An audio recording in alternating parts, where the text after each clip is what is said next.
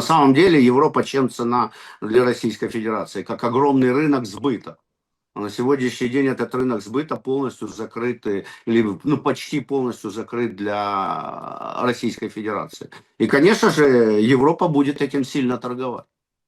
Так что Европу не надо сбрасывать со счетов. То, что в Европе ссорятся между собой лидеры, у них как бы нет единого мнения, они сложны в взаимоотношениях, мы видим, что Путин в Европе тонет в демократии. Ни в одном стране Европы не прошла ни одна вот эта пророссийская партия или пророссийский лидер. Все надежды рухнули.